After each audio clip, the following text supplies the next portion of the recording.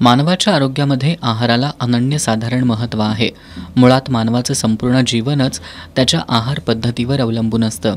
शेतकऱ्यांना एकाच छताखाली नवनवीन शेतीविषयक तंत्रज्ञानाची माहिती मिळावी या उद्देशानं DY पाटील ग्रुप, महाराष्ट्र शासन कृषी विभाग, आत्मा कोल्हापूर आणि तळसंदेतील कृषी विज्ञान केंद्र यांच्या संयुक्त विद्यमानं पश्चिम महाराष्ट्रातलं भव्य सतेज कृषी आणि पशुपक्षी प्रदर्शन तपोवन मैदानावर सुरू आहे। या प्रदर्शनात आंतरराष्ट्रीय तृणधान्य दिनानिमित्त तृणधान्यापासून विविध प्रकारे पदार्थ बनवण्याची स्पर्धा आयोजित करण्यात आली होती।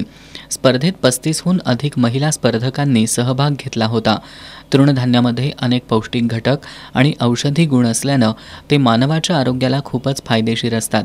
आपण मात्र सध्याच्या बदललेल्या खाद्यशैलीमुळे याकडे दुर्लक्ष करतो। तृणधान्याचं आहारातील महत्त्व याविषयी नागरिकांना माहिती व्हावी यासाठी ही स्पर्धा आयोजित करण्यात आली होती।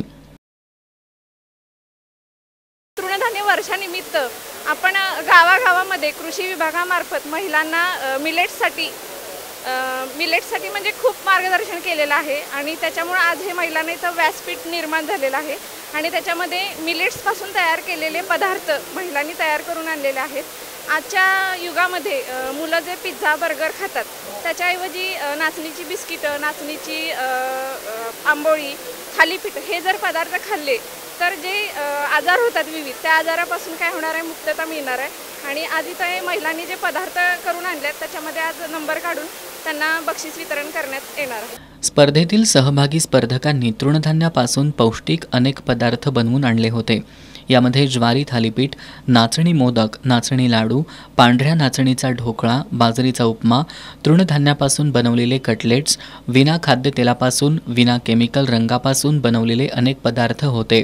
आणि त्यातून आम्हाला नवीन नवीन पदार्थ कसे किंवा मुलांना खाण्यासाठी त्यांच्या बॉडीला जे उपयुक्त असे जे आहेत पदार्थ ते वेगवेगळ्या त्यांच्या खाण्याच्या आवडीनुसार बनवता येतील त्या पद्धतीने आम्हाला त्याचं थोडं मार्गदर्शन घेऊन आम्ही हे सगळं बनवलं आहे।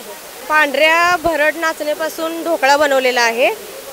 लहान मुलांच्यासाठी तो खूप उष्णता कमी होण्यासाठी खाण्याचा ढोकळा तसा सगळ्या मुलांना खूप आवडतो आणि उष्णतेसाठी तो खूप फायद्याचा आहे। आणि भरड बाजरीपासून मी उपमा बनवलेला आहे, तो लहान मुलांना नाश्ता म्हणून किंवा मोठ्यांना सुद्धा नाश्ता म्हणून खूप खूप आवडेल। आज रविवार असल्यानं हे प्रदर्शन पाहण्यासाठी नागरिकांनी मोठी गर्दी केली होती।